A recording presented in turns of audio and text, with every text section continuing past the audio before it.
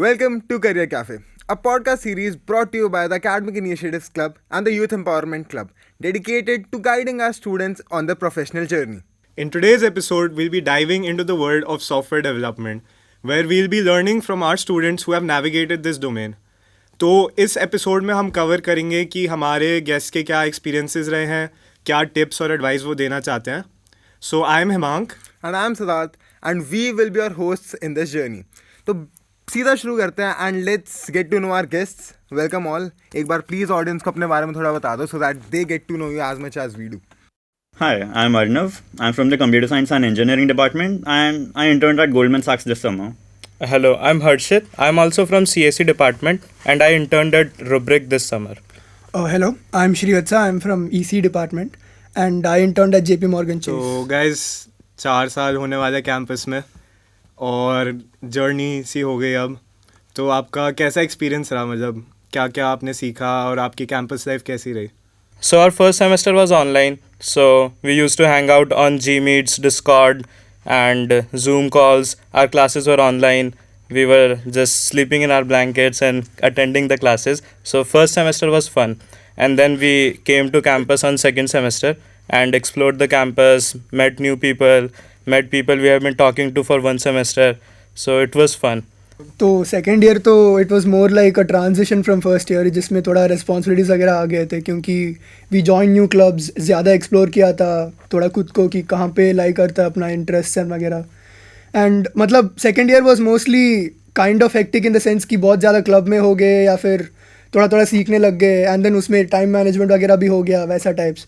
And थोड़ा इधर उधर घूम लिया शिलोंग वगैरह एंड दोस्तों के साथ एंजॉय कर लिया वैसा types.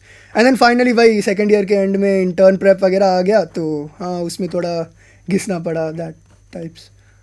I think that transition is real कि first year में you tend to explore a lot of stuff and you don't know how to manage your time well. But second year आते आते you realize how to balance those things, how what to prioritize and how to effectively put your time into things. मतलब थोड़ा senior बनते हो तो लगता है कि यार अब बच्चे देखेंगे तो थोड़ा हमें we have to get in that zone, है ना. रिस्पॉन्सिबिलिटी आ जाती है, इसलिए POR बोलता है, पोजीशन ऑफ रिस्पॉन्सिबिलिटी. चलो अब प्योर की बात कर ही रहे हैं तो तुम सब मतलब आई एम श्योर कि किसी ना किसी क्लब में या फिर किसी ना किसी फेस्ट में रहे होगे. तो मतलब what is this POR? Does it really have an effect in your career in terms of your resume और या फिर इन योर इंटरव्यू, और does it have any other effect तुम्हारी पर्सनालिटी? तुम्हारे मतलब पर्सनल एक्सपीरियंसेस क्या रहे, तुमने कौन कौन से क्लब्स एक्सप्लोर करे, किसी फेस्ट में थे, एंड तुम्हारे उसमें क्या एक्सपीरियंसेस रहे, क्या लर्निंग्स रहे? Strictly speaking from SD perspective, मैं कोडिंग क्लब में था अपने सेकेंड ईयर में and being in coding club I got to work on a lot of projects. So by the end of second year, I had 2 or 3 projects already completed. So I think that was one very good advantage of me being in coding club. Apart from that, the POR in itself, I don't think matter much when it comes to SDE profiles. So yeah. Okay, so you would say one of the biggest advantages of being in clubs is कि तुम्हें बहुत अच्छे projects मिल जाते हैं resume के लिए, and उससे resume build करने में काफ़ी हेल्प होती है. तुम लोगों का क्या experience? To add to that, I think that being in a club you get to meet different people who have a similar mindset as you and you get to get a peer group जिनके साथ तुम you can work on the same things. Yeah, I think that's a very important point. मतलब basically एक small सी community मिल जाती है where everyone is trying to do the same thing, तो you get a lot of guidance, you get a lot of friends. Exactly. You I meet think people. Another important aspect is कि तुम्हें actually वो domain explore करने को मिलता है. कि अगर तुम कंफ्यूज हो, तुम सेकंड ईयर में आए हो, तुम्हें क्या पता कि तुम्हें SD करना है, तुम्हें कोई और डोमेन करना है, तो अगर तुम एक क्लब्स ज्वाइन करते हो, मेरे को लगता है तुम्हें एक एवेन्यू मिलता है जहाँ पे तुम Exposure जाके मिलता है एक्सप्लोर कर सकते हो, एक्सपोजर मिलता है. एग्जैक्टली. तो आई थिंक वो भी एक हाईलाइट है जो क्लब्स हेल्प करते हैं. एंड अपार्ट फ्रॉम दैट मतलब टेक्निकल क्लब्स का तो बोल दिया अभी, जैसे कि कल्चरल क्लब्स फॉर एग्जांपल मैं और सिद्धार्थ डेप्सॉक में थे तो उसमें ऐसा बन जाता है कि सॉफ्ट स्किल्स भी इंप्रूव हो जाते हैं, कैसे कम्युनिकेट करते हैं, कैसे मतलब तेरा कम्युनिकेशन स्किल्स वैसा भी बढ़ जाता है एंड उसमें भी मतलब कनेक्शंस वगैरह बनते हैं, तो that is also a good thing to have. Exactly, मतलब कल्चरल क्लब्स का मेरे को लगता है कि एक major advantage is you are doing something जो कि तुम्हें स्ट्रेस नहीं दे रहा. ठीक है, usually get into cultural clubs because you like that thing. कोई अगर केडेंस में because they like to dance, it's their escape. तो उस तरह से cultural clubs help you obviously meet new people, but it is kind of a stress relief for you as well. Cultural clubs की बात चली रही है, तो तुम लोगों की क्या हॉबीज़ है, तुम लोग क्या करते हो फ्री टाइम में? तो मैं तो मतलब फ्री टाइम में अभी तो क्या पीपीओ लग गया तो एनिमे देख रहा हूँ पूरा और I am learning to play flute कौन सा एनिमे देख रहा है? अभी तो वन पीस चालू किया हूँ, अब वो जाएगा 1000 एपिसोड वो और जाएगा, अभी 100 तक पहुँचा हूँ, अभी आर्लॉन्ग आर खत्म हुआ तो वो जाएगा अभी और प्लान है खत्म करने का? खत्म हो जाए तो काम होगा। क्या है वो और काम हाँ सही बात है, 4th ईयर अब तो खाली बैठना। हाँ वो है, सही है। एंड उसके अलावा स्पोर्ट्स वगैरह टाइप्स। अच्छा सही है। तुम लोग? एक स्पोर्ट्स में इंपॉर्टेंट है, so I try to play badminton and I regularly go to the gym. उसके अलावा सेम एनिमे। सही है सही है। अबाउट मी, जब मेरी इंटर्न लग गई थी तो उसके बाद मैंने I learn to swim okay and I have been following it as a hobby now. And apart from that, yes, anime. I guess तीनों लोग एनिमे पे एग्री कर सकते पांचों हैं। लोग यहाँ पे कोरिलेशन है, सॉफ्टवेयर वाले एनिमे देखते हैं। ठीक है, तो अब आता है थोड़ा सा टेक्निकल बातों पे कि अब सॉफ्टवेयर डेवलपमेंट का जब भी हम सुनते हैं तो there is always one term related to it which is CP, competitive programming, है ना। तो हम भी जब फर्स्ट ईयर में आए थे तो मैंने जब पहली बार सुना था तो आई ऑल्सो थॉट कि भाई क्या ये सीपी, भाई क्यों करनी है, इतना सब लोग क्यों कह रहे हैं। तो what is it exactly, like what should the freshers know कि सीपी एग्जैक्टली क्या है? तो CP basically some kind of puzzle होता है बेसिकली, कि जैसे कि जेई में तुम लोगों ने प्रैक्टिस कर लिया क्वेश्चंस और अगर तुम लोगों को सब्जेक्ट अच्छा लगा तो क्वेश्चन सॉल्व करने में मज़ा आता है। And something like that CP is basically कि कुछ पजल हो गया एंड कुछ कोड वोड वगैरह लिख दिया एंड देन उससे आउटपुट आ गया, तो it has its different kind of fun खुद से। एंड वो सिंस वो कॉम्पिटिटिव हो जाते हैं, बहुत सारे लोग इन अ गिवन स्टिपुलेटेड टाइम करते हैं, it's basically like competitive programming. कुछ नहीं होता, बस कोड लिखो और फिर जो आउटपुट तेरे को चाहिए, जैसा काम कराना चाहते हैं कंप्यूटर को वैसा करो। That is CP in simple terms, सही है। Basically, JEE after college. अच्छा in very simple problem solving skill develop Yeah. करने में हेल्प करता है। ओके एंड लकीली क्या हो जाता है कि कंपनीज जज दैट कि अगर तुम लोग अच्छे सीपी करते हो तो दे जस्ट जज कि तुम लोगों का अच्छा इम्प्लीमेंटेशन स्किल्स होगा, अच्छे से प्रॉब्लम सॉल्व कर पाओगे। So that essentially becomes a metric of judging people कैसे करते हैं। Because you cannot judge people based on their development skills. आज के टाइम पर कोई भी चैट जीपीटी गूगल यूज़ करके कुछ भी बना सकता है, डेवलपमेंट कर सकता सही है, बात है। But CP is not like that. Okay So CP helps interviewer know your problem solving skills, your implementation skills. So for our juniors जिनको सीपी में घुसना है या स्टार्ट करना है, तो तुम लोग क्या सजेस्ट करोगे, किस तरह स्टार्ट कर सकते हैं, किस तरह इस फील्ड में घुस सकते हैं, एंड कैसे एक प्रोग्रेस बना सकते हैं कि मतलब इंटर्नशिप में हेल्प करे वो, मतलब क्या तुम एक सॉर्ट ऑफ रोड मैप देना चाहोगे? तो मेरे हिसाब से अगर तुम लोग कॉन्टेस्ट देना चाहते हो तो आई वुड से कि एडकोडर ABCs और कोड शेफ का जो प्रॉब्लम्स हैं वो अच्छे हैं। Code forces is kind of not at a really beginner level, क्योंकि उसमें प्रॉब्लम्स थोड़े से टफ आते हैं एंड थोड़ा थोड़ा करने के बाद you can go to Codeforces. And अगर सीखना है तो आई वुड सजेस्ट कि CPH हो गया या फिर यूसाको गाइड है, एंड इन सब से थियोरेटिकली पढ़ सकते हैं। एंड देन उसके बाद there is obviously CSES, CPH is competitive programmers handbook, right? Okay and then obviously for practice मतलब तुम लोग कोड फोर्सेस से भी देख सकते हो। एंड आई वुड सजेस्ट कि CSES is a really good resource. Okay Personally, when I was starting with CP, everything seemed all over the place. So there was this great course from Coding Club. It used to be called CP.begin, और अब इसको CP Head Start बोलते हैं. So all the content was really good. The resources were good, and then practice problems were also good. So it was really good start to my CP journey. तो मतलब CP के लिए क्या है कि it's just practice, right? Consistency is the key, is what I have heard, है ना, कि जितना करोगे उतना you will get better and that is what will help you. Basically like he said JEE after college, consistency की बात है। जितना कंसिस्टेंट रहोगे उतना बेटर रहोगे, एंड देन अल्टीमेटली प्रोग्रेस तो दिख ही जाएगा। You will climb the ladders. And would you say there are like certain important topics within CP जिन पे ज़्यादा फोकस करना चाहिए, या कोई तुम टिप्स देना चाहोगे कि ये चीज़ें करोगे तो थोड़ी एक्स्ट्रा हेल्प मिल सकती है? जब कॉन्टेस्ट दे रहे हो तो उसके बाद अप सॉल्विंग बहुत ज़्यादा इंपॉर्टेंट है. Solving in the sense of solving क्या हो गया? हाँ, कॉन्टेस्ट के टाइम पर लेट्स से तुमने 2 सवाल करे and then third question you kept thinking about it but you ran out of time and you could not do it. So तुमने इसके थर्ड क्वेश्चन के बारे में कॉन्टेस्ट टाइम पर सोचा था, प्रेशर में सोचा था, तो देर इज़ अ हाई चांस कि तुमने इसके बारे में पूरी तरीके से सोच लिया है. अब जब तुम कॉन्टेस्ट के बाद इसका सोल्यूशन देख रहे हो तो you will know exactly where you are going wrong. So अब solving in that sense is very helpful because तुमने क्वेश्चन के बारे में अच्छे से सोच रखा है, अपनी पूरी पावर यूज़ करके हर पॉसिबल वे में उसके बारे में सोच रखा है. अब अगर तुम उसका सोल्यूशन देखोगे तो you will know exactly where you are going wrong. So अब solving in that sense is So basically, it's about learning from the solution. So basically exactly like जे कि एक बार चेक करना ही पड़ेगा कि सोल्यूशन सही है या नहीं. Makes lot sense. अब तुम्हारे हिसाब से apart from CP what is something that like the freshers can when they come to campus they can focus on कि वहीं से starting से ही where can they build their base? I think starting में everyone might not have the knowledge of programming. किसी को language नहीं आती कोई.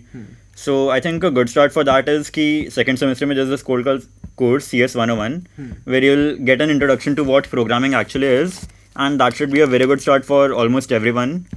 And apart from that, I think developing other skills such as your communication skills is very important, almost as important as CP, because at the end that is actually what helps you to convey your thoughts or to communicate with others.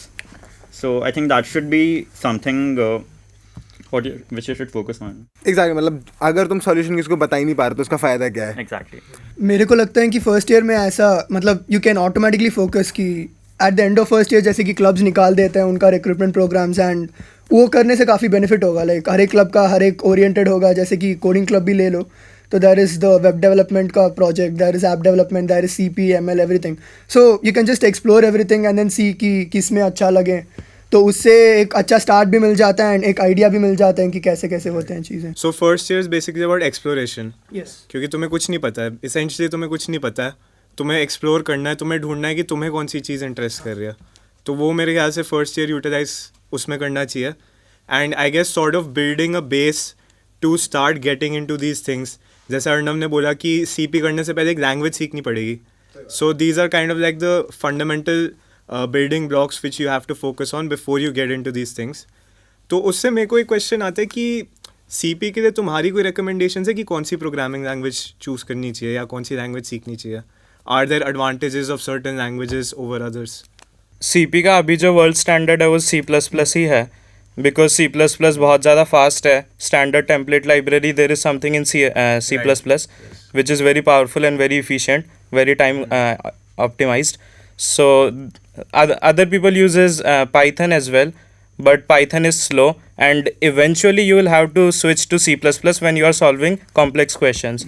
So if you are starting, I would suggest start with C++ only, so you don't have to switch after. Okay.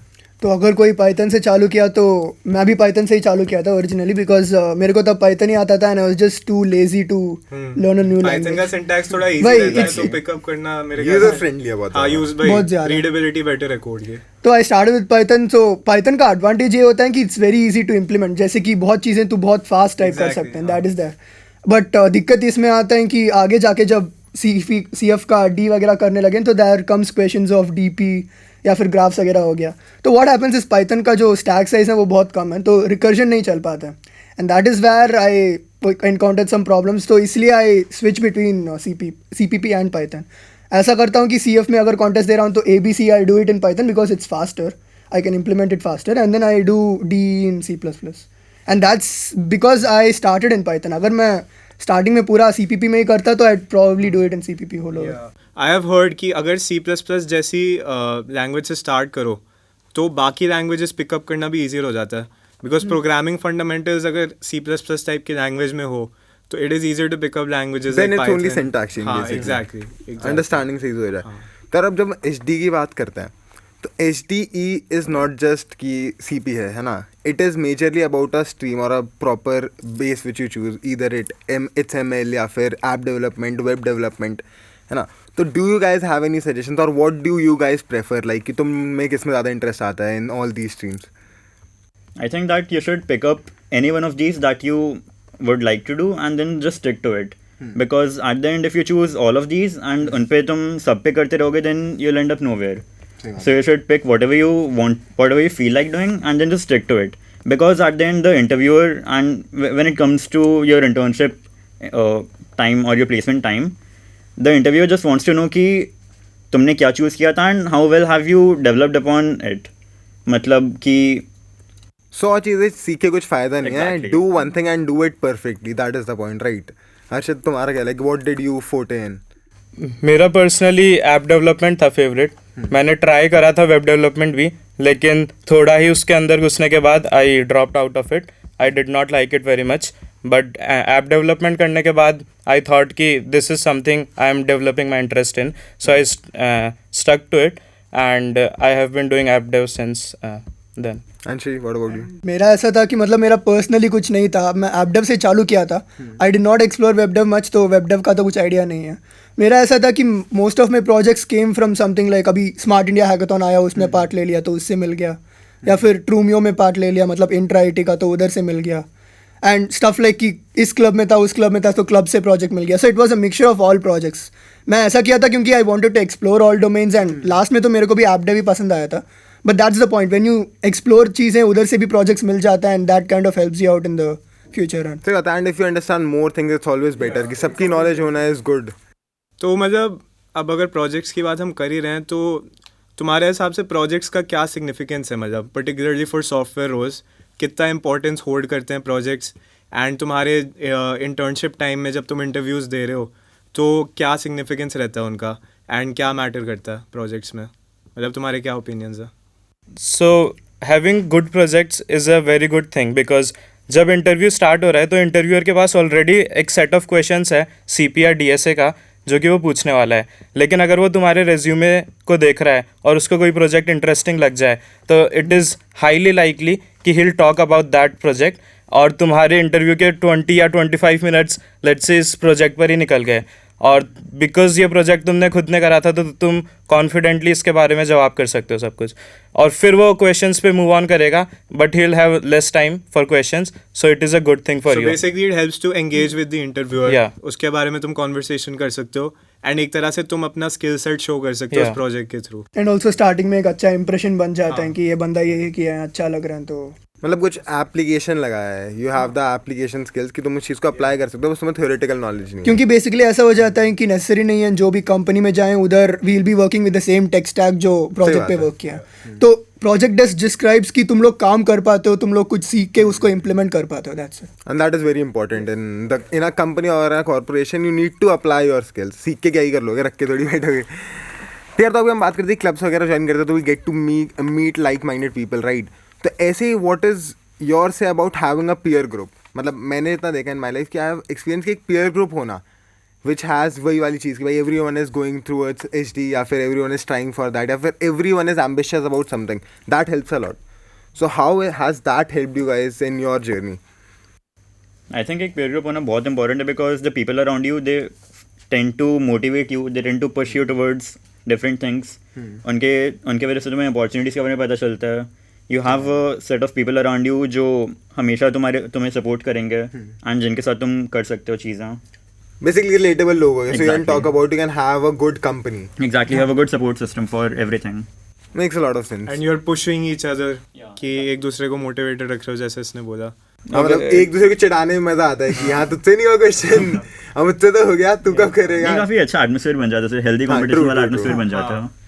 क्योंकि यार अगर दूसरे बंदे से हो रहा है और मेरे से नहीं हो पा रहा तो थोड़ा तो लेट होता है. अब बीट कॉम्पिटिटिव या फिर वैसे, बट हाँ लगता है कि सीख ही लेते हैं अब तो.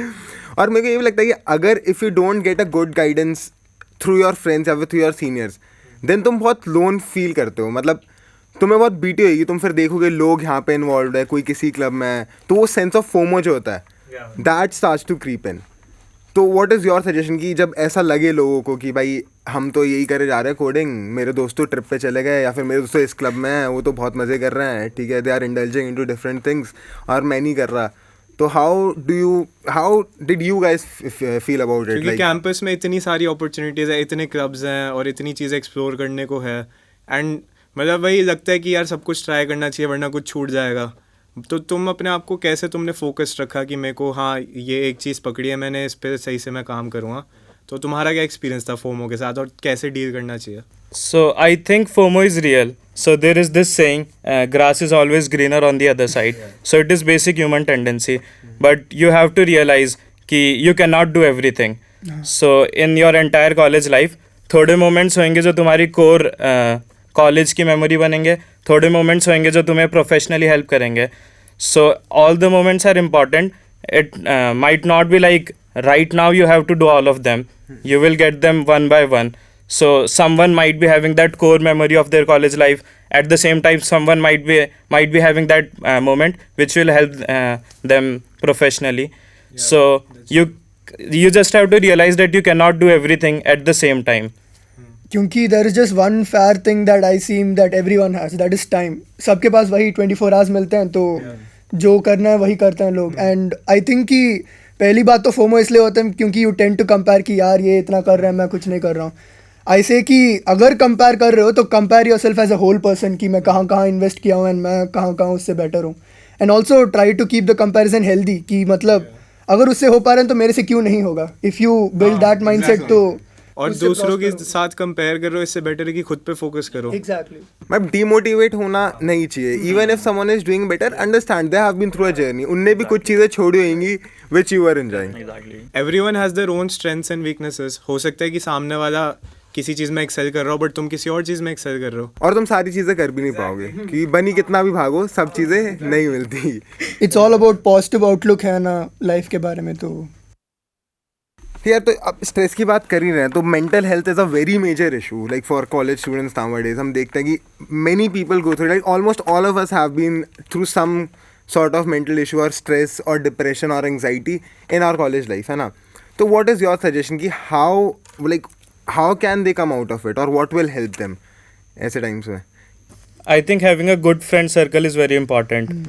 So your friends are the first person you will go to when you are feeling lonely or when you are at your lowest. So ऐसे दोस्त बनाओ जो तुम्हें सपोर्ट करें, जिनसे तुम ना घबराओ बोलने में कि यार मेरे को मतलब आई एम वेरी स्ट्रेस की मेरी फट रही है बहुत ज़्यादा. तो दे शुड बी देयर कि भाई कुछ नहीं होता. मतलब वन ग्रुप ऑफ फ्रेंड्स जिसके साथ तुम खुले बात कर सकते हो, you can be open with, अपनी दिक्कतें शेयर कर सकते हो. आई थिंक वो होना काफ़ी ज़रूरी है. एंड आई ऑल्सो थिंक कि घर वालों से जितनी बात कर सको, लाइक मतलब I seen in my case they didn't know a lot कि क्या होता है टेक्निकल कॉलेज में, what are going through, but still talking to them, just sharing with them helps you a lot. वो एक फीलिंग ऑफ रिलीफ आता है कि हाँ कोई तो साथ में है. क्योंकि माँ बाप हम सामने से यही कहते हैं कि कोई नहीं बेटा, क्या ही फर्क पड़ता है. what I have experienced is help is always there. You just have to reach out to it. Exactly. Exactly. Makes a lot of sense. And again, college में भी there are a lot of ways where you can go. मतलब counselors हैं हमारे पास. Again, there are seniors who you can talk to, and everyone will obviously give you good advice. I think that's an important point. Having a good set of seniors who you can reach out to, that helps a lot. क्योंकि वो तुम्हें mentor भी कर पाते हैं, guide भी कर पाते हैं, and at the same time एक थोड़ा वो बड़े भाई या बड़ी बहन वाली feel रहती है. Because they have been through the same thing कभी ना कभी. I think they can relate the most क्योंकि एक साल पहले उन्होंने same चीज़ experience करी होगी, तो काफ़ी हेल्प करता है. और इस पॉडकास्ट का भी पूरा मेन रीजन ये है कि juniors get to learn from the things, the mistakes which we have made. ठीक है, अब अपार्ट फ्रॉम अभी बहुत सीरियस बात होगी, थोड़ा ट्रिप का बताओ कि बच्चों को अगर जाना है, नए नए आए गुवाहाटी में, तो where all they can go, और लाइक मतलब what would you suggest is your favourite place to go to? घाट मत बोलना. I think the first place जो सबके माइंड में आती है that is obviously Meghalaya because that's just a 3-hour drive away. So definitely first year में वो करना चाहिए. And if that seems too far for you, तो starting में there are a lot of places आसपास ही. चांडोबी लेक हो गया, bamboo track भी हो गया इधर ही पास में. बैम्बू ट्रैक अच्छा है. Pobitora wild life sanctuary that is also good. उधर सुबह सुबह एलिफेंट राइड्स होती हैं, जीप सफारी होती है. वो है ना जहाँ पे राइनोज हैं शायद. हाँ एग्जैक्टली, काफ़ी सही जगह. सही है, मजा रखो. एंड देन और थोड़ा दूर जाना हो तो there is always Sikkim, Tawang, वो सब आ जाते हैं. वारी तो- चोरा. हाँ वारीचोरा भी Varichora है, is very good. नॉन्जरॉन्ग भी है, वो भी काफ़ी सही चीज़ है. डॉकी है. आई काफी थिंक सही चीज़ है. IIT गुवाहाटी में होने का ये काफ़ी बड़ा फ़ायदा है कि आसपास घूमने के लिए बहुत चीज़ है. Exactly. काफ़ी बड़ा फ़ायदा तो है. बड़ा हाँ, तो जैसे घूमने की बात है, तुम इंटर्नशिप करने गए थे, like all of you were in Bangalore. या मैं मुंबई में था. हाँ, तो बॉम्बे में था, तो like how was your intern, वहाँ पे कैसा रहा? तो ऐसे बताओ तुम्हारा दिन कैसा रहता था? तुम सुबह उठते थे फिर काम पे कोडिंग जाते करते थे. तो मतलब what was your day like internship के टाइम? Cool. So मेरा दिन स्टार्ट होता था 8 बजे और 8 बजे मैं उठ के 9 बजे तक रुब्रिक पहुंच जाता था. और उसके बाद फिर वहीं पर ब्रेकफास्ट होता था, कुछ टीम सिंक होते हैं डेली, फिर तुम कुछ टास्क पे काम करते हो, अपने प्रोजेक्ट पर काम करते हो. उसके बाद टेबल टेनिस. सो टेबल टेनिस तो हर ऑफिस में Yeah. स्टैंडर्ड है, मतलब सबने ही खेला होगा मेरे को लगता है इंटर्न के टाइम. नूब से प्रो हो ये। हाँ प्रो जर्नी होती है पूरी. मेरे इंटर्न के टाइम तो हमारे ऑफिस में टूर्नामेंट भी हुआ था, ऐसे अमंग्स टीम्स टूर्नामेंट हुआ था, उसमें भी खेला था. सही है, टीटी तो अच्छा रहता. मेरा तो ऐसा था कि वही सुबह उठा मेरा था कि my team was working late, तो ऐसे 2 बजे आते थे ऑफिस, मतलब आफ्टरनून, और 8-9 बजे तक रहते थे, तो वो अच्छी बात था कि मैं 12 बजे तक सो पाया था. एंड ब्रेकफास्ट तो हर दिन छूट ही गया था, बट वैसे भी कैंपस में छूटता ही. तो वैसा होता है कि उधर से फिर वही गया, सीधा लंच किया, फिर ऑफिस गया, थोड़ा देर काम किया, फिर टीटी खेला, शाम को फिर वापस आया, डिनर किया, और फिर रात को कहीं मरीन ड्राइव वगैरह निकल गया. तो that was a good thing. Bombay तो इज अ प्लेस आल्सो घूमने के लिए. बैंगलोर में ट्रैफिक थोड़ा ज़्यादा है. बैंगलोर में ट्रैफिक बहुत ज़्यादा है. तो इंटर्न के बाद भी life is not that easy जितना लगता है. तो गाइज अब जब तुम्हें इंटर्न लगी होगी, I am sure you guys must have been happy कि तुम्हारे सारे efforts they turn out into results, है ना. तो लाइक वो जो 2-3 महीने रहता है just before the intern season, ठीक है, what was your schedule like तब तुमने क्या किया था. And now I am not talking about your during the intern prep, जो हमारा समर ब्रेक आता है सेकंड ईयर का. सेकेंड ईयर एग्जैक्टली, उसको कैसे मैक्स में यूटिलाइज करें हमारे freshers so that they can also make the most out of it. I think वो बहुत crucial time होता है for your internship season because those 3 months are the ones that make or break your internship journey, right? Okay. So you have to be very careful कि how you're spending your time during those 3 months. You should make proper goals कि तुम्हें क्या achieve करना है and how you're going to go about achieving those goals. Summer break में तुम्हें अपने projects पर काम करना पड़ता है. CP स्ट्रॉन्ग करनी है, DSA स्ट्रॉन्ग करना है, फिर there are some course CS courses, DBMS हो गया, ऑब्जेक्ट ओरिएंटेड प्रोग्रामिंग हो गई. So there is a lot of stuff that you have to cover. So you will have to efficiently plan for everything before starting your summer break.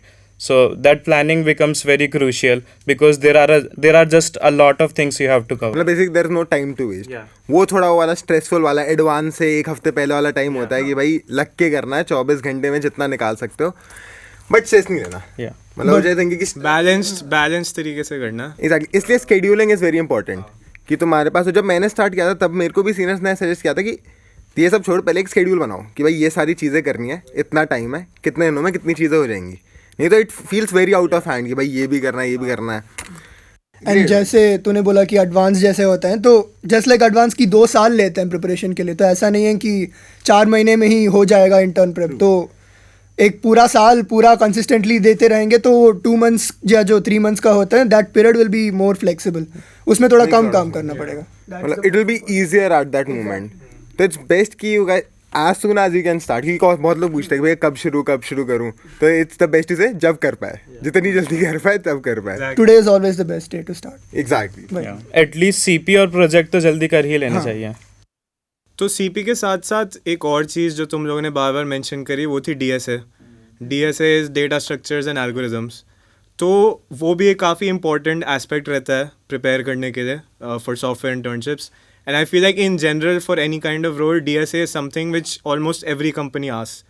तो उस topic को तुमने कैसे approach किया था, तुमने क्या क्या स्टेप्स दिए थे, एंड उसका क्या सिग्निफिकेंस तुम्हें लगा तुम्हारे इंटर्न प्रिपरेशन में, तो उसके बारे में तुम क्या बोलना चाहोगे? सो DSA is basically just a large pool of questions and तुमको वो सारे रटने हैं. DSA में आज तक कोई नया क्वेश्चन नहीं बना. DSA में एक बहुत बड़ी लिस्ट है 400 से 500 क्वेश्चंस की, वो तुम्हें रटनी है. इंटरव्यूअर उसमें से एक क्वेश्चन पूछेगा और वो तुम्हें बताना है. तो DSA is something you can mug up at the towards the end of your internship prep. Okay. So DSA सिर्फ इंटरव्यूज़ में पूछा जाता है, तो DSA will help you clear your interviews, but to get to the interview you have a online assessment coding round, so that's where you need your CP skills. So DSA is a pool of questions you have to mug up, and CP is problem solving. So with CP you build your intuition. When a new problem is given to you, you use your problem solving skills and intuition to come up with the solution.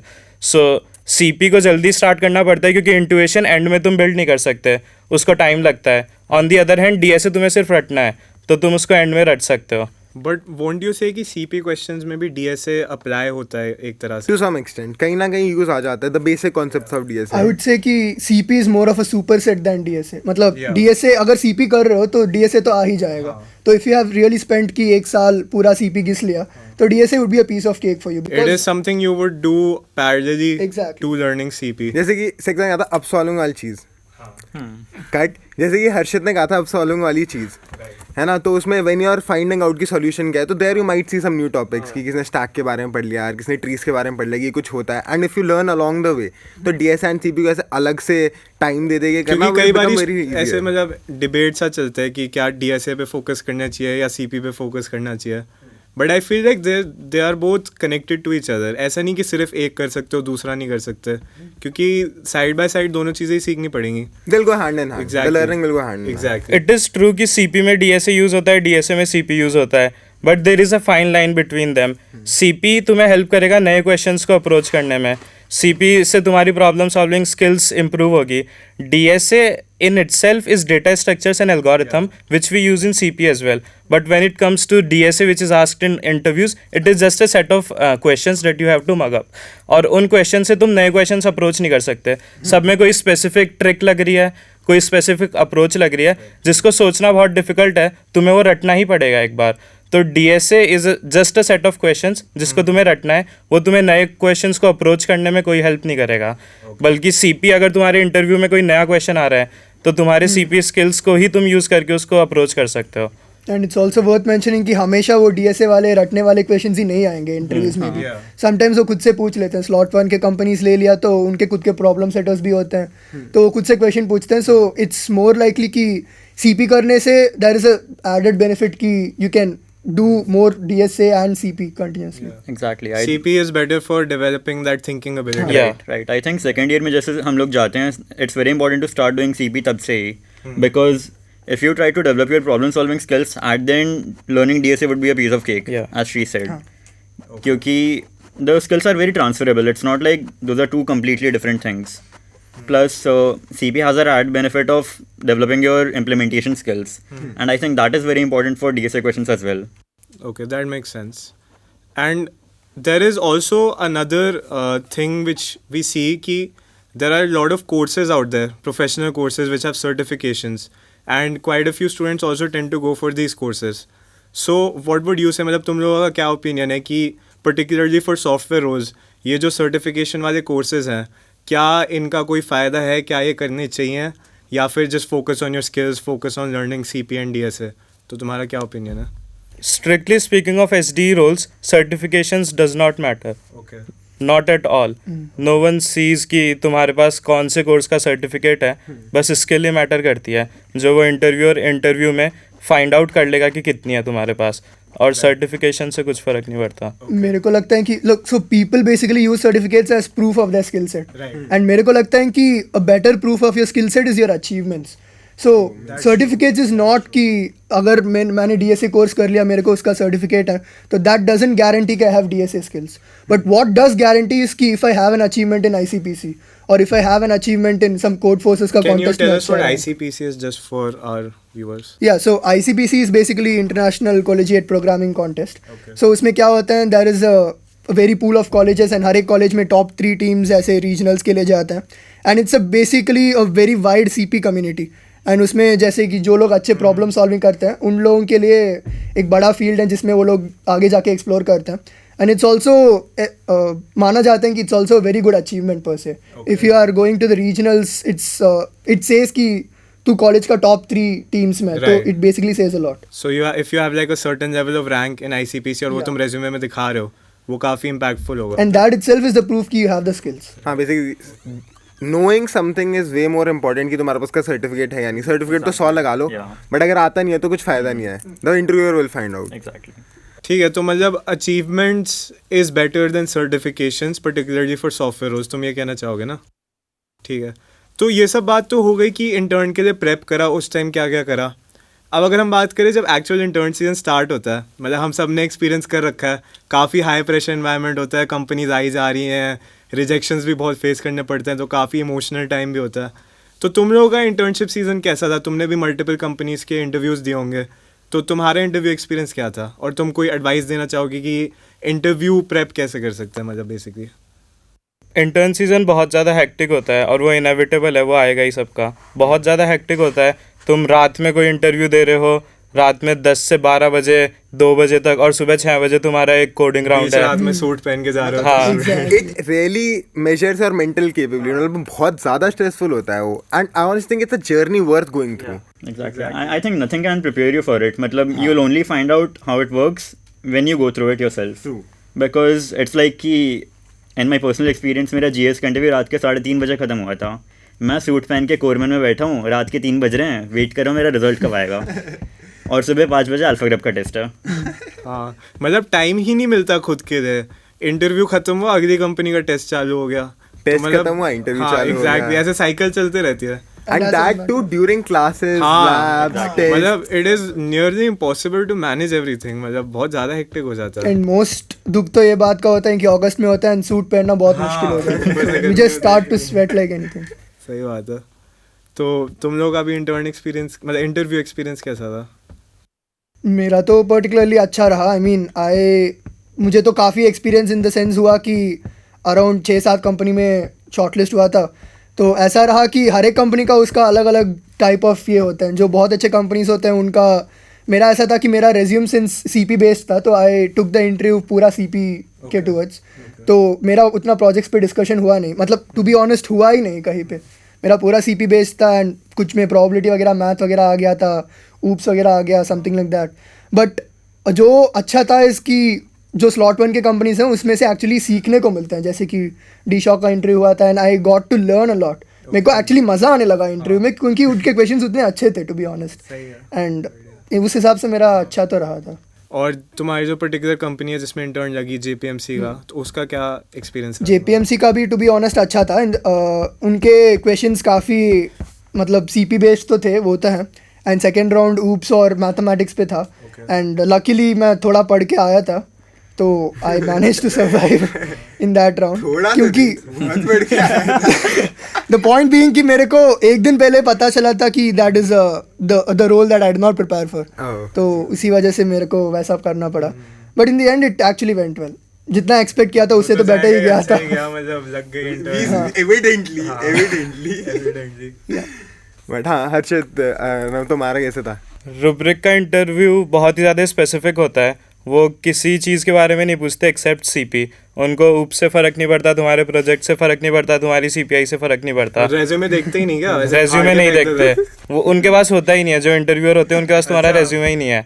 वो सिर्फ CP के बारे में पूछते हैं. जो technical round होते हैं 2, उनके पास पहले से एक क्वेश्चन प्रिपेयर्ड होता है, तुम्हें उसका सोल्यूशन बिल्ड करना है और टेस्ट केसेस पास करना है, डेट्स ऑल. रेज्यूमे की बात होती है HR राउंड में, which is not on your projects and anything. HR round में क्या मतलब क्या पूछते हैं? HR राउंड में basic HR questions. Why do you want to join us, what do you think rubric does. Also मेरे extracurricular में chess लिखा हुआ था. तो जो इंटरव्यूअर था उसकी E4 हर जगह फाड़ रहे हैं कोई. तो इंटरव्यूअर की डॉटर थी एक 4 ईयर की, उसने चेस स्टार्ट करा था. तो हम 5-10 मिनट उस पर ही बात कर रहे थे, starting chess at an early age. तो बेसिकली वही मतलब जनरल क्वेश्चंस पूछते हैं कि कल्चरल फिट सही है कंपनी के. मतलब I think what they are seeing there is कि how well you will sit with the people, मतलब how good you are in your soft skills. ठीक है, तो soft skills in my opinion also I believe it is very important in general in your life. Not more important than technical skills, because वही बात है ना, अगर तुम्हें आता है बट तुम कम्युनिकेट ही नहीं कर पा रहे तो उसका कोई फ़ायदा ही नहीं है.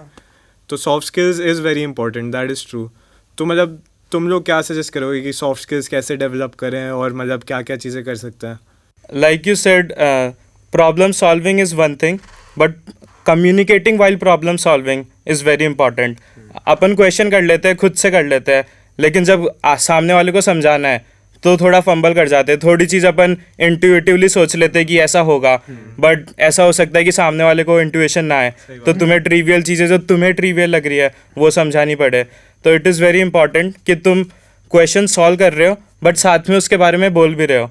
एंड ये interviewer does not really care about the final solution. They want to analyse in real time how you are building the solution bit by bit.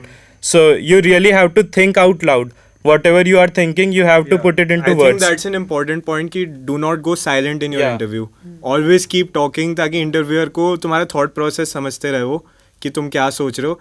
And कई बार ये भी होता है कि अगर तुम्हें समझ नहीं आ रहा बट इंटरव्यूअर देख रहा है कि तुम्हारा थॉट प्रोसेस सही डायरेक्शन में जा रहा है तो वो तुम्हें हिंट दे देंगे, थोड़ा सा तुम्हें नच कर देंगे. तो it's very important to stay vocal during the interviews basically. I think that's very important because especially in many companies like let's say GS, उनके सारे interviews offline होते हैं and it's one on one and you have to write the code on paper. It's not like कि तुम test cases pass कर दो. They tell you to write the code on paper, explain you the code line by line and run it on some test cases. So I think to prepare for that you can explain जब भी कोई contest हो रहा है after that you explain the solution to your friends जो solve नहीं कर पाए let's say. या that's a good tip actually. थोड़ा हेल्प करता है कि एक्सप्लेन तुम्हारा जो एक्सप्लेनिंग स्किल है Yeah, basically. you'll learn to prepare कि सामने वाले बंदे को जो समझ नहीं आ रहा because many people assume कि the person in front of you for that कुछ चीजें जो तुम्हें लगता है कि बहुत इजी है या फिर Exactly, इंट्यूटिव है, they will also know, but they might not know. it might not be obvious to them. True. And that is what the interviewer is actually seeing कि तुम अपना सॉल्यूशन को कितना सिंपलीफाई करके बता सकते हो कि ये थोड़ी तुम बता दो और 4 लोग उसको इम्प्लीमेंट करने लग जाएंगे. नीड टू अंडरस्टैंड कि तुमने क्या डिवाइस किया है. ऑल्सो इंटरव्यूअर भी चाहता है कि तुम अल्टीमेटली सोल्यूशन की तरफ पहुंच जाओ. तो if you are thinking out loud then if you get stuck और you go in a wrong direction, interviewer can actually help you go in the right direction. So then it becomes important that you also listen. Listening is also a very important soft skill that you need to have, because when you are communicating as well as solving problem, you might ignore what interviewer has just said. So it is important that you take a moment, listen to what interviewer has said and make proper sense of it, because anything the interviewer is saying can be a hint. It actually happened in my case, in my rubric interview. They gave me a problem. I was just listing out my observations. So I listed 2 observations and I went blank for a moment. I did not know how to proceed. And then interview very subtly gave me a hint. He said, what happens when these 2 observations go simultaneously? And then I thought that it is something which is very common. It is not something extraordinary. It is something very common. And it clicked me. वही होता है कि उस pressure में तुम क्या पता तुम एक पॉइंट में नहीं सोच पा रहे हो, तुमने एक स्ट्रीम पकड़ लिया, तुम उसमें जाए जा रहे हो कि हाँ भाई इतना मुश्किल होगा and but it is something जो तुम्हारा इंटरव्यूअर पुश कर दे, छोटा सा नच दे दे and you get into the right direction. I think it's also important कि जब इंटरव्यूअर ने क्वेश्चन पूछा है तुम क्लैरिफाई कर लो कि तुम्हें सही से समझ आया नहीं. उससे इंटरव्यूअर को भी समझ आ जाता है कि हाँ चल ठीक है, इस बंदे ने सही से क्वेश्चन समझ लिया. Basically ask questions yourself also. सिर्फ वो पूछने के लिए नहीं बैठा, you can also ask. It is expected also that you cross question him, follow up. Because like he said कि if you're following up and asking something, the interviewer might give you a hint कि हाँ तूने कुछ पूछा follow up, उसमें कोई hint निकल आए जिससे तू आगे प्रोसीड कर पा रहा है, तो वो काफ़ी हेल्प कर देगा फिर. And it also guarantees कि तू सही पाथ पे है, which is really exactly. important. And I think that's a more reaffirming thing for the interviewer as well. It reflects positively on you. And you have more of a conversation then, है ना. ऐसा लगता है कि कोई तुमसे आके बस तुम्हें बोल रहा है कि हाँ ये सॉल्व करो, टीचर थोड़ी है. I have seen कि बहुत लोगों को कि they just couldn't cross their interviews क्योंकि they were not communicating with their interviewer, है ना. दे फेल्ट लाइक ये कोई बंदा है जो मेरे को नौकरी देगा, तो मेरे को इससे बस हाँ हाय हेलो सर वाली बात करनी है. But they themselves are people like who have been through college, who are looking for like minded people जो उनके साथ फन कर पाए, जो which who they understand and who they have fun working. भाई at the end of the day DSA CP मतलब कर ही देते हैं यार सब लोग. वो मैटर करता है कि तुम एज अ पर्सन कैसे हो, तुम कम्युनिकेट कैसे करते हो, तुम अपने आप को प्रेजेंट कैसे करते हो. ये सारी चीज़ें बहुत इंपॉर्टेंट होती हैं क्योंकि इन चीज़ों के थ्रू भी तुम अपने आप को you can help yourself stand out from everyone else. I think soft skills का एक added advantage is that you get the superpower to guide your own interview. Like you get the ability to control how your interview goes. If you have good soft skills, you can hint your interviewer to ask about some certain specific things जो तुम्हें आती हैं, which you are confident about, and that will help shape your interview. Because you don't want कि interviewer कोई ऐसी चीज़ पूछे जो तुम्हें नहीं आती. But if you have good soft skills, you can like nudge him in the direction that you want the interview to go into. I think that's an important point कि try and steer the interview towards things which you are confident in and which are your strengths basically. And in HR round तो I believe it's basically your communication कि हाँ तुम कितने अच्छे से उससे बात कर रहे हो, how respectful you are, how interested you are in there, how good of a listener you are, so that the HR feels like कि yes a good addition to the team. क्योंकि उनको नहीं है टेक्निकल से इतना फ़र्क, ठीक है, दे नो कि तुम 2-3 राउंड करके आए हो जिसमें उन्होंने तुम्हारे टेक्निकल स्किल्स देख लिए होंगे. तो मैंने भी अपने इंटरव्यू में नोटिस किया था कि my whole HR round went only because I could talk to the guy, चाहे वो हिंदी हो चाहे इंग्लिश हो चाहे whatever he was talking about, I was just reciprocating. So that helps a lot. Yeah, you just have to ask them questions. उनके काम के बारे में पूछो. They'll be more than happy to tell you about their work. And you can just ask up with, you can just follow up with more questions and they'll be happily answering all your questions. Exactly. उनको भी पता है कि we don't know a lot कि Exactly. Companies में क्या होता है. हम जब गए थे इंटर्न में तब हम सब नहीं देखा था भाई ऐसे होता था, ये तो किसी को नहीं लगा था. तो that is one thing they are eager to tell you about. That's true. But I think at least interview में जाने से पहले ये मेक श्योर करना कि कंपनी करती क्या है वो पता हो. ऐसा नहीं कि चले गए और पता ही नहीं कि रूब्रिक क्या करती है या JPMC क्या करती है, वो फिर काफ़ी ऑकवर्ड हो जाएगा. तो मतलब दैट इज़ वेरी इंपॉर्टेंट कि जिस कंपनी के लिए जा रहे हो इंटरव्यू देना, एटलीस्ट यू शुड नो कि what that company does, and that will also help you ask the interviewer questions about what the work they do is, and you will be able to relate कि हाँ इस company में ये होता है and ये team particularly इस पे काम करती है. तो इंटरव्यूअर जो बोल रहा है वो भी तुम बेटर समझ पाओगे आई गेस. So guys, अब ठीक है होगी बहुत बात होगी, we have talked about everything I believe. अब as we come to an end, एक advice from you guys for all the enthusiasts and people who are trying in the software field, कि तुम क्या उनको एक एडवाइस देना चाहोगे which they should follow? I think you should come with an open mind, try out everything and then stick to the things that align with your goals and your aspirations.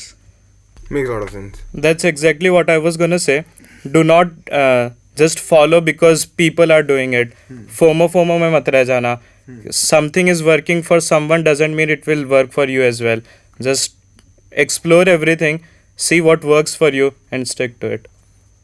जैसे कि इन दोनों ने बोला भाई है कि एक्सप्लोर, एक्सप्लॉइट, कनेक्ट करो और फिर मज़े करो. That's always there. तो Yeah, have fun. वही है. Himang from your side. मतलब वही I feel like exploration is the main thing. Find something which you enjoy doing, make sure you go in depth into that thing, try to make yourself appealable कि हाँ इस बंदे को ये आता है, ये कंपनी के लिए अच्छा एडिशन होगा जैसे बोला. So basically it's about finding something which you enjoy, sticking to it and becoming some sort of an expert in it. That's what I believe. What I would like to add is हमने जिस चीज़ की बात नहीं करी, we talked about when you get an intern, but if you don't on campus, it's not the end of the world. Yeah. मतलब whatever you have worked hard for, that will bear results, ठीक है, sooner or later. ठीक है, it's the process, go through it, no matter what the results, learn from it. ठीक है, and that will help you a lot आगे. Be it your placements आगे, be it in life तुम्हें कभी job switch करना है, be it कि off campus तुम try कर रहे हो, but that is very important कि don't get disheartened and say कि भाई ये जाए भाड़ में, ये तो नहीं होगा. I think that's a very important point, क्योंकि अगर तुम देखोगे intern is not the end of your It is journey. nothing. Not getting intern doesn't mean कि तुम खत्म हो गए, क्योंकि यार 1000 स्टूडेंट्स का बैच है, उसमें कितने 400 लोगों की इंटर्न लगती होगी. That is also a very good हाँ number. Exactly. Like On a good year, in a good year it's like that 400 is. students, so बाकी 600 बच्चे क्या करेंगे? Exactly. So that is I think one thing which you should keep in the back of your mind, कि intern नहीं भी लगी तो जो तुमने सीखा है वो फिर भी बहुत वैल्यू रखेगा, क्योंकि इंटर्न के बाद प्लेसमेंट्स होंगे, प्लेसमेंट्स में भी it's basically the same thing only. So I think the whole process of the internship journey is just as important as getting that internship. Yes, so let's say that you don't get an intern on campus and you tried in some small company off campus and you got that internship. So it does not really matter. अगर किसी की internship बहुत अच्छी company में लगी थी और उसको PPO नहीं मिला और वो प्लेसमेंट में बैठ रहा है, तो उसके अब वो इंटर्नशिप उसके सिर्फ रेज्यूमे का एक पॉइंट बन चुका है और तुम्हारे पास भी वो रेज्यूमे का एक पॉइंट है. So it does not really matter if you are sitting in placements which company you intern for. And intern ना लगने से जो मेंटल स्ट्रेंथ डेवलप होता है, that's also something that is really good. you now encounter failures and आगे जब failures आएगा तब you know how to handle things, and that is something that is a really good addition. क्योंकि वो हम पहले नहीं सीखे थे, JEE एडवांस तो निकल गया था. तो अभी इट्स अ गुड थिंग कि अभी failures कैसे handle करते हैं, how do you come up, how do you stand again. So that is a really good thing that you learn. And I think that realizing that you're already in an IIT, you've already accomplished so much. You should think कि मैंने इतना already accomplished कर लिया है, so this should not deter me from the future. मतलब basically not getting an intern Yeah, it's not the end never of the makes you world. lesser than anyone Exactly. else. All of you are at equal level. Give it your best shot. हुआ तो हुआ, नहीं हुआ तो नहीं हुआ, मतलब ठीक है. There are a lot of opportunities, so many opportunities, and yeah. क्योंकि जैसे भी से इंटर्न इज नॉट जस्ट कि तेरा मेहनत कर लिया, थोड़ा लक वक फैक्टर्स पे भी डिपेंड करता है. The only thing that matters is you gave your best shot and बाकी you just leave it. That's it. I think we can end our first episode with that. We talked about a lot of things. So thank you so much, guys, for your time. Thank you so much for all the advice and tips that you gave. Thank you for having us. Yeah, thanks. Yeah, thank you for. So guys, that was the first episode of Career Cafe where we talked about some very interesting things in the software role. We'll see you again in the next episode, so stay tuned.